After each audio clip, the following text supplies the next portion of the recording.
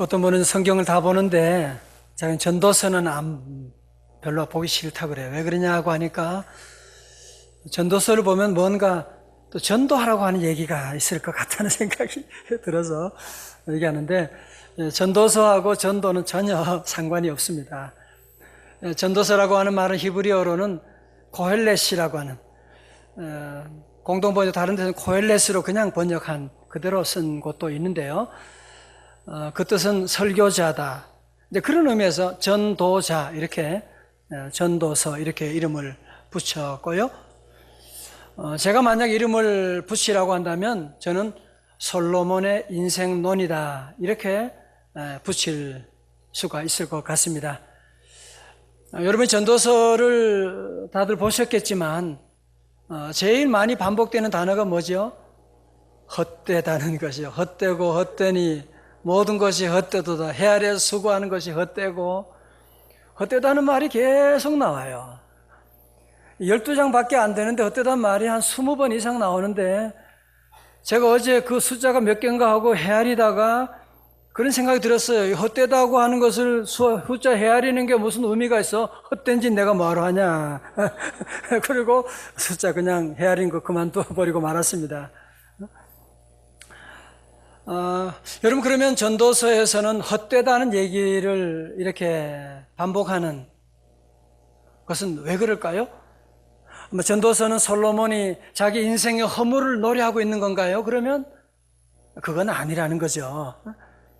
왜 헛되다는 말을 이 12장에 계속 반복하고 있느냐? 뭘 얘기하는 거예요? 그는 헛되다라고 하는 인생의 허물을 얘기하면서 모든 인간이 허물을 직시함으로 말미암아 헛된 인생을 허물을 극복하는 삶을 살아야 되지 않느냐. 그런 의미에서 이 허물을 얘기하고 있는 것이거든요. 그럼 우리가 이 세상이 정말 허무한 세상, 우리가 지난주와 한 주간 동안 여러분이 얼마나 애쓰고 수고했지만 돌아보면 참 헛된 세상이라고 하는, 아마 좀 생각이 있는 사람은 이런 고백하지 않는 사람이 별로 없을 것입니다. 어떻게 살아야 되죠? 이 허무한 세상, 여러분 성공해도 재물을 모아도 높은 권력이 올라가도 다 헛된 것인데 허무한 세상을 어떻게 살아야 되느냐? 오늘 성경 우리에게 우리 전도서 11장 1절에 말씀하고 있거든요. 오늘 1절은 요절 말씀이에요. 다 외워야만 합니다. 이거 외워야 점심밥 줄지도 몰라요. 다 외웁니다. 시작. 너는 내 떡을 물 위에 던져라. 여러 날 후에 도로 찾으리라. 아멘. 원래는 성경 읽을 때도요, 너는 내 떡을 물 위에 이렇게 하지 말고요, 안 읽는 분도 계신데 그러지 말아요. 이왕 여러분이 귀한 시간 오셨는데 적극적으로 이 말씀을 읽을 때요, 온 몸이 같이 읽는 것이고요, 그때 말씀이 내 안에 들어가고 스며들게 되는 거예요. 한번 다시 1절 한번 크게 여러분이 온 혼으로 읽어요. 시작. 너는 내 떡을 물 위에 던져라. 여러 날 후에 도로 찾으리라. 아멘. 예. 얼핏 듣기는 좀 이해가 안 되죠. 무슨 수수께끼 같은. 아니, 내 떡을 물 위에 던져라. 여러 날 후에 도로 찾으리라. 무슨 말이죠? 먼저 오늘 여기서 나오는 떡이라고 하는 단어를 좀 주목을 하면 좋을 것 같아요. 떡이라고 하는 말은 영어 성경은 그냥 브레드로 번역이 되어 있는, 서양 사람이나 중동 사람들은 이제 떡이 주식이니까요. 근데 이것을 번역할 때 떡으로 번역하는 것은, 떡은 우리가 주식이 아니잖아요. 그죠? 있는 집에서 특별할 때 먹는 것인데, 그런 의미에서 제가 번역한다면 이것을 밥으로 번역할 거예요. 밥 아시죠? 그죠? 밥이 뭐예요? 밥 안 먹으면 죽는 거예요. 그죠? 아무리 보석이 많아도 밥을 안 먹으면 죽는 거예요. 밥은 생명이에요. 오늘 여러분과 저와 이 밥을 먹고 오늘도 힘을 내고 주의 전에 오게 된 여러분이 정말 사실은요, 밥보다 더 중요한 것이 없는, 그런데 오늘 성경은 뭐라고 해요? 내 밥을 물 위에 던져라. 그 아까운 것을, 그 귀한 것을 물 위에 던져라. 바보 같은 짓 아니에요, 이거?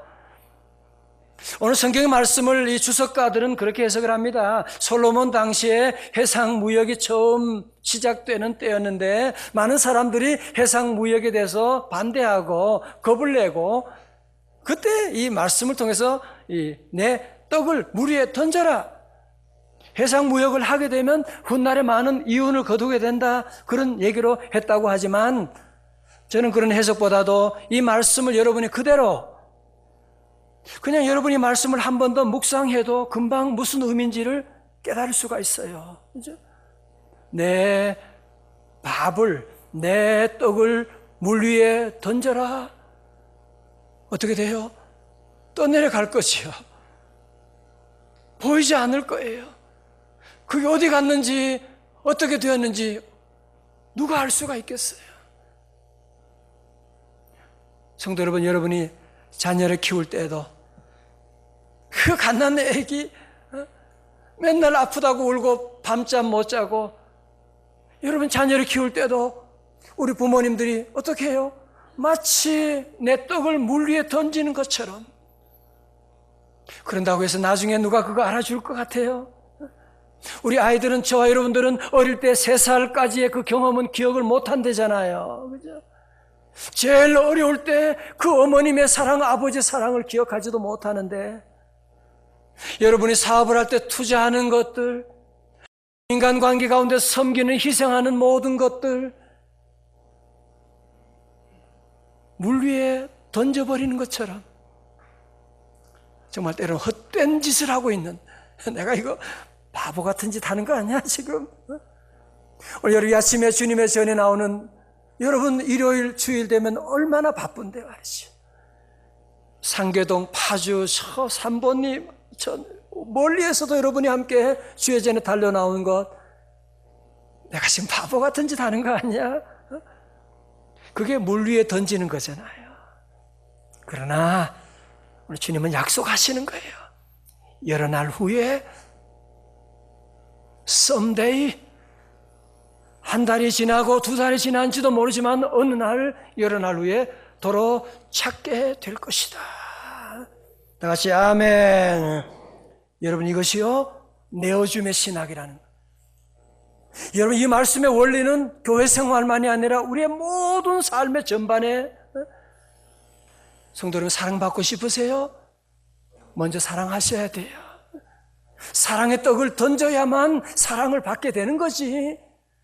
신은 사랑할 생각은 안 하고 희생도 안 하고 사랑해 주세요. 부부간에 그래서 안 되는 거거든요. 여러분, 모든 일에 우리는 이 먼저 물 위에 던지는 삶, 나누어 주는, 대접받기를 원하는 것이 아니라 먼저 대접하는 삶. 황금률이잖아요. 그러면 대접받게 되고, 테이크가 먼저가 아니에요. 먼저 give and take라는 거죠. 여러분 자신을, 우리의 내 몸이라고 할지라도 주님 나라 위해서, 이 민족을 위해서 내 몸을 던지게 될 때에 진정한 내 자아를 회복하게 되는, 내 자아를 발견하는 그런 귀한 삶이 오게 됨을 말씀하고 있습니다. 우리 예수님이 그렇게 사셨잖아요. 그렇죠?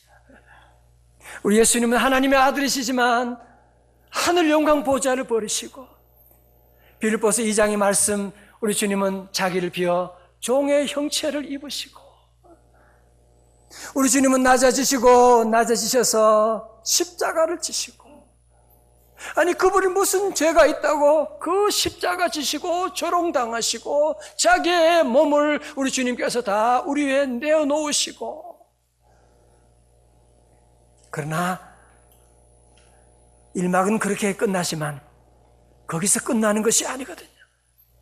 빌립보서 2장 9절의 말씀 보시게 되면, 이러므로 하나님이 그를 지극히 높여 모든 이름 위에 뛰어난 이름을 주사, 할렐루야. 그 다음에 10절에 가면 모든 무릎을 예수의 이름에 꿇게 하시고,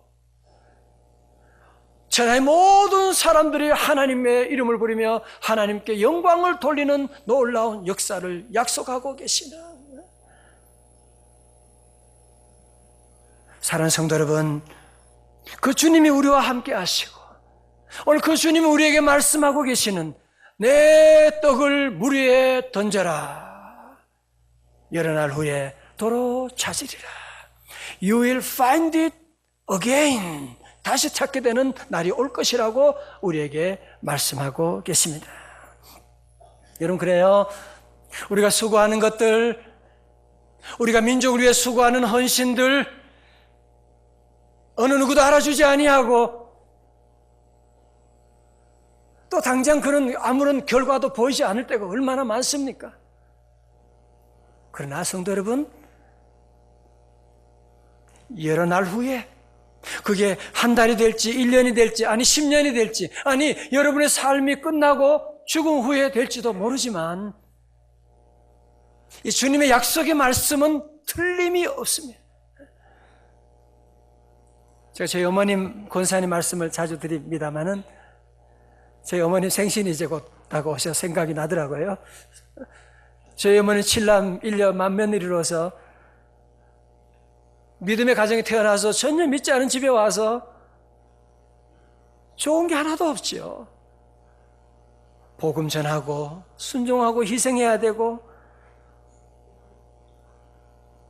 노년에 너무 아프셔서 오랫동안 병원에 병상에 계셨어요. 집에 계시면서 좋은 것 드시지도 못하고 지금 계시면 내가 좋은 것 해드릴 텐데 말이죠. 먼저 다. 그러나 어머님이 물 위에 던졌던 그 떡을 어머님은 거두지 못하셨지만 보지 못하셨지만 50년의 세월이 지나서 제가 그 떡의 열매를 지금 거두고 우리 자녀들이 거두고 우리 성도들이 함께 거두는 이런 귀한 복을 받게 된 것입니다. 사랑하는 성도 여러분, 여러분이 믿음으로 살아갈 때, 진리 안에 살아갈 때, 회사에서 여러분들이 바르게 모든 일들을 감당할 때 어느 누구도 알아주지 않고 그러나 주님이 계십니다. 우리 주님은 이 땅에 오셔서 우리 주님은 우리에게 떡만 던진 것이 아니고요, 우리 주님은 그의 온 몸을 십자가 위에 다 던지시고 골고다 언덕에서 2000년 전에 주님께서 십자가 위에 그 몸을 던지심으로 그 보혈의 피가 오늘도 흘러서 구원의 강물이 되어서 오늘 저와 여러분이 그 살과 피를 먹고 마심으로 영생을 맛보는 이런 믿음의 삶을 살아가고 있는 것이 아니겠습니까? 여러분, 우리 주님께서 요한복음 6장에서 오병이의 기적을 이루신 다음에 주님께서 그런 말씀을 하셨어요. 6장 48절에 내가 곧 생명의 떡이로다, 밥이로다. 그러면서 더 이상한 말씀을 하셨어요. 잘 들으세요. 내 살을 먹고 내 피를 마시는 자는 영생을 가졌고 마지막 날에 내가 그를 다시 살리리니 내 살은 참된 양식이요 내 피는 참된 음료로다 말씀하는. 우리의 몸은 밥을 먹어야 살 수가 있는 것처럼 우리의 영은 밥 먹는 것으로 만족이 안 되는 거잖아요. 그죠? 여러분, 대단한 뷔페 다녀와도 뭔가 허전하고 뭔가 배가 고파요. 왜? 영혼이 고픈 거예요. 그것은 주님의 살과 피를 우리가 먹고 마실 때, 주님의 말씀을 들을 때 우리 영혼이 살아나게 되는 성찬식은 그래서 뭐냐? 우리 주님의 살을 먹고 주님의 피를 마시는 귀한 예식에 참여하는 것입니다. 우리 사랑하는 성도 여러분, 우리 모두가 이 아침에 우리가 오늘 성찬식을 또 앞두고 우리 모두 주님 앞에 결심하고 결단해야만 합니다. 주님, 내가 2015년에는 오늘 주님 말씀처럼 내 떡을 물 위에 던져라. 저도 올해는 예수 정신으로 돌아가서 내게 가장 귀한 것을 나눠주고 베푸는 삶, 섬기는 삶을 살아가기를 원합니다. 다 같이 아멘. 그리고 우리는 이 아침에 먼저 주님 앞에 회개하기를 원합니다. 내가 지난 날 돌아보면 하나님의 말씀대로 내어줌의 삶을 살지 못하고 던짐의 삶을 살지 못하고 자꾸 움켜잡으려고만 했던 나의 모든 죄를 주님께 회개합니다.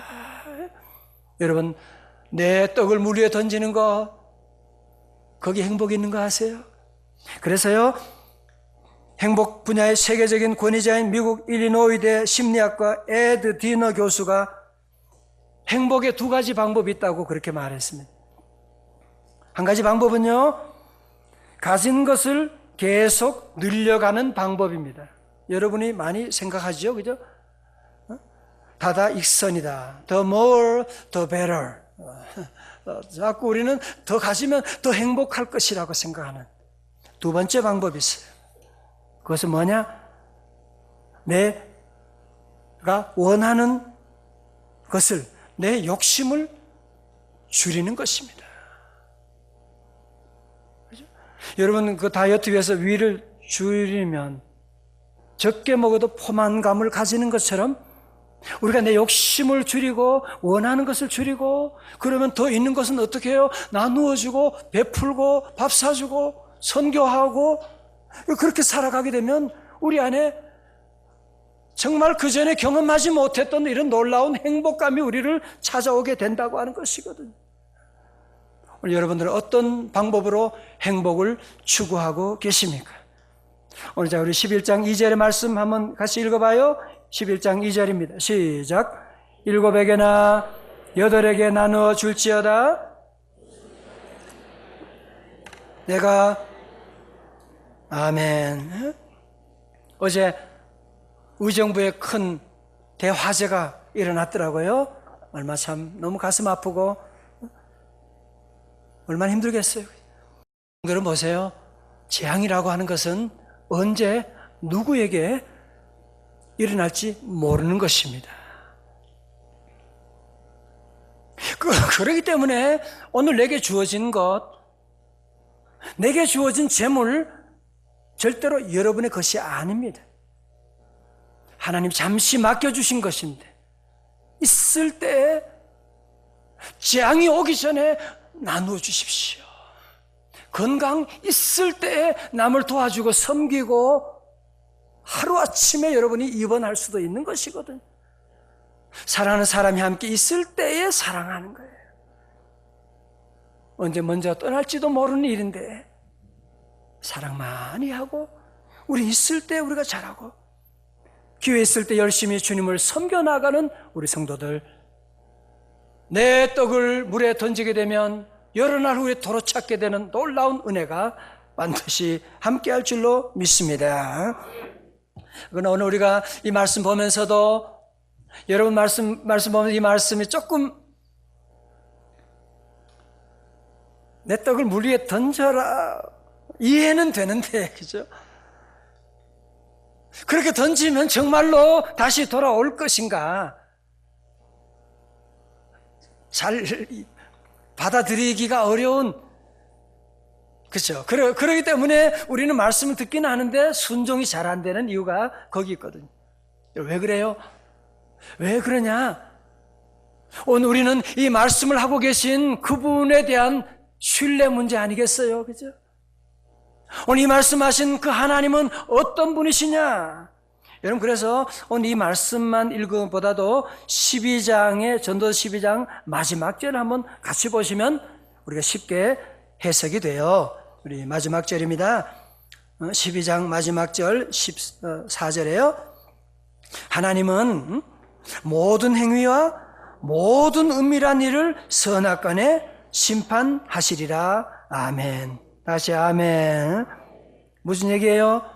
오늘 여러분 3절 4절 쭉 뒤에 보면요, 구름이 언제 올지 갈지, 비가 언제 올지 갈지, 사업을 이거 했는데 될지 안 될지 알지 못하도다. 그러나 알 수 있는 확실한 것 하나가 있다는 거예요. 그건 무엇이냐면 모든 행위와 모든 은밀한 일을 선악간에 심판하시는, 다 보시고 계시는 누가 계시다? 하나님이 계시다. 오늘 여러분이 이 땅에 사는 동안에 흘리는 눈물들, 수고들, 헌신들, 사람들은 몰라요. 사람들은 오해할 수도 있어요.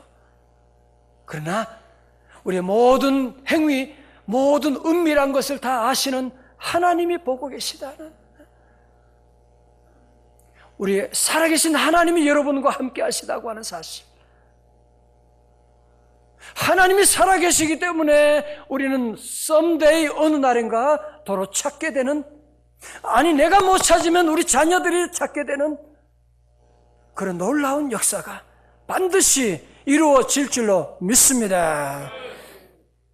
여러분이 자주 듣는 얘기이긴 하지만 그 마르틴 루터가 종교개혁을 할 때, 여러분 그것은 마치 시골의 한 목사가 한국 정부 대통령 청와대하고 싸우는 그것보다 더 어려운 거예요. 이 한 시골의 신부가, 루터가 중세 로마 시대 로마 교황청과 대항해서 싸운다. 한번 생각해 보세요. 가능한 일인지. 이건 다윗과 골리앗 정도가 아니에요. 루터가 어느 날 낙심이 돼가지고 도저히 더 이상 할 수가 없으니까 모든 거 포기하고 그에게 우울증이 찾아오고, 그래서 그는 집에 들어와서 어느 날 웁니다. 이제는 내가 더 이상 할 수가 없고 엉엉 울고 그냥 이불을 뒤집어 쓰고 모든 거 다 내려놓고 절망 가운데 있는데, 얼마 후에 밖에서 갑자기 통곡 소리가 나는 거예요. 엉엉 우는 거예요. 그래서 아니 왜 그런가? 그 문을 열고 나가보니까 거기에 누가, 자기 아내가 상복을 입고 엉엉 울고 있는 거예요. 아 여보 왜 그래? 누가 죽었어? 예, 죽었어요. 죽었어 말이에요. 아니 누가? 하나님이 죽었어요. 하나님이 돌아가셨어요. 에이 당신 무슨 소리를 그렇게 하는 거야? 하나님이 죽다. 여보, 하나님이 살아계시다고 하면 당신이 어떻게 그렇게 절망할 수가 있습니까?